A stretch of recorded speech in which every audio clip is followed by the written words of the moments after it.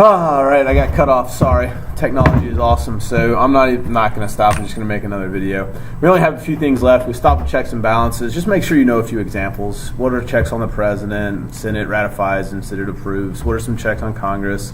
The president can veto, judicial review, unconstitutional. What is checks on the judicial branch? That you can amend the Constitution. Okay, so everything we've looked up to this point has everything to do with the Constitution. Prior to the Constitution, what led to the Constitution, but now we're going to look at the aftermath of the Constitution. So after it was written, what was going on in America? And what was going on was this massive debate between two big groups, the Federalists and the Anti-Federalists. I don't know how many times we can say this, how many times we can test you on it. The Federalists believed in a stronger central government. The Anti-Federalists wanted a weaker central government. Make sure you know that.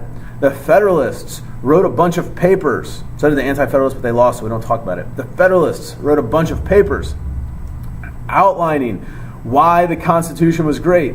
They were called the Federalist Papers. Again, that was to argue the merits of the Constitution, to let everyone know, hey, this document that we just wrote, it's the greatest thing that's ever happened. It's going to solve all these problems, right?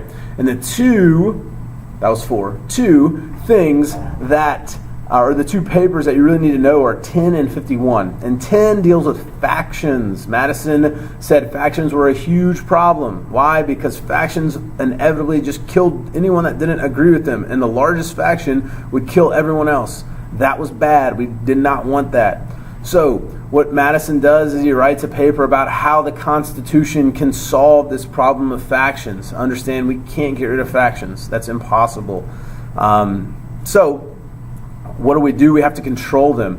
And Madison says our Constitution does two things to control factions. Number one, it says it creates a large republic, which means there's a lot of factions. It's not just my faction versus Pork's faction. It's my faction versus Pork's faction versus University of Georgia's faction versus wherever else, right? And not one faction can gain the most power because all these factions are fighting against each other. If it's a large republic, lots of factions to cancel each other out. And the other way is through a republican form of government. Lots of factions, that's good, but also not just leaving it up to a majority vote. Voting for officials to then govern for us, right? And the idea behind that is they would make wiser decisions, but also there are so many positions in America, not one faction would have all of the power.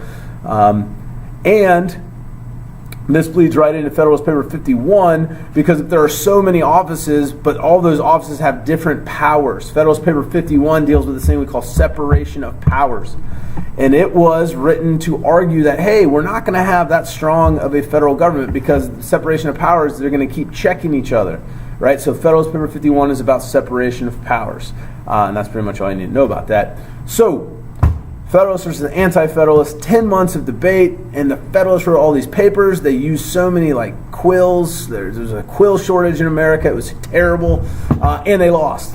It wasn't going to happen. The Anti-Federalists were not going to ratify. They did not believe the Federalists. They did not believe the Federalist Papers.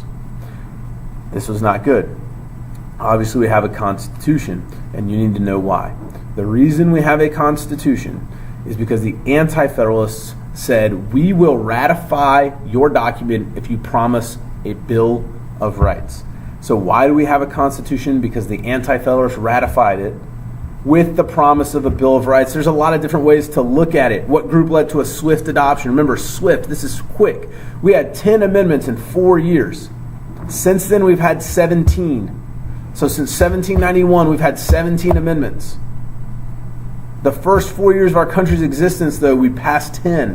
Why? We know why. Because that Constitution would not have been ratified. So what group led to a swift adoption of the Bill of Rights? The Anti-Federalists. Why did the Anti-Federalists do that? Remember, they didn't want the federal government to be strong. So a Bill of Rights limits the federal government. It tells the federal government what they can't do, and they can never take away our unalienable rights.